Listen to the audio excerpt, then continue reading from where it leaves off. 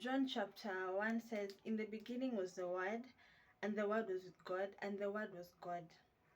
Then we go to verses 14, "And the Word was made flesh and dwelt amongst us, and we beheld his glory, the glory as of the only begotten of the Father, full of grace and truth." Why was the Word made flesh? Like, apart from the purposes of Jesus coming to die on the cross for us, have you ever wondered why the Word was made flesh? I had a revelation today, and I think the Word was made flesh so that we could behold the glory of God. Like, I think we have to become different people for different reasons, for like different seasons, for us to see the glory of the begotten, the glory of God. The Word had to become flesh. The only way that the Word could dwell amongst us was in human nature, as in ikiwa flesh. If you go to Genesis chapter 1, it says the Spirit of God was hovering over the water. In the beginning,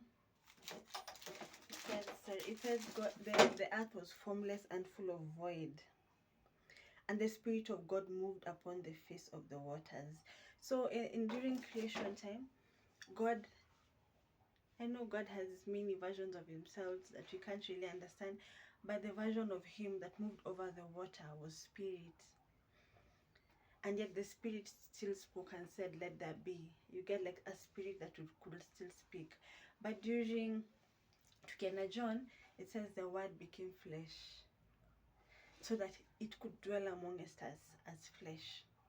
Fast forward, when Jesus was about to resurrect, to go to heaven, to ascend, he said, "I have to leave you, and I'll send the Holy Spirit, who will teach you all truth, and he'll be with you." So, like, the only way that God could be with all of us at once was in a spirit form. Why am I bringing this up?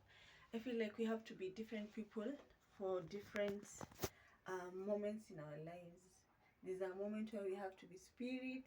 There's a moment where we have to be flesh. Yeah, like for example, at work, you have to be flesh and work smart and like do what is required of you, do your part.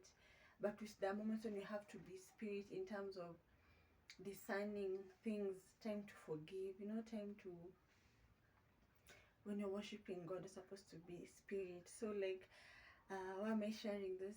I pray that in this year we get to be who we are supposed to be in God. Like, if we are required to be flesh, I pray that the grace of God will give us the ability to be flesh. You know what I mean?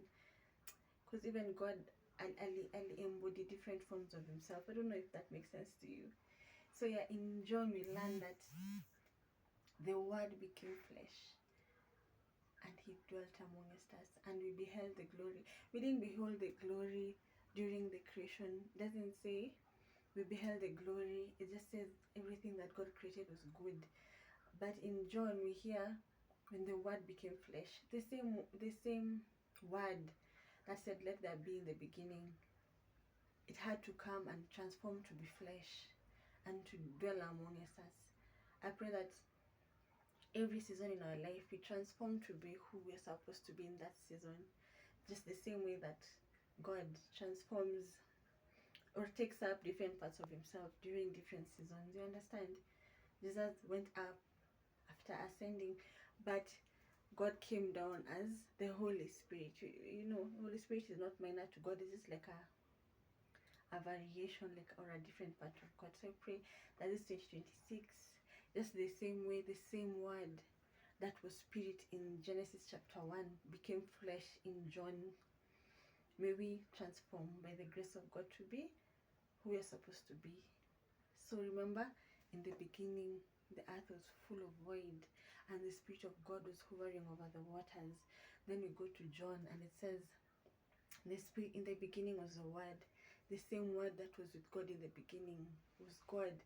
And then you jump, and it says, "The Word became flesh and dwelt amongst us, and we beheld the glory of God," when he was in flesh form.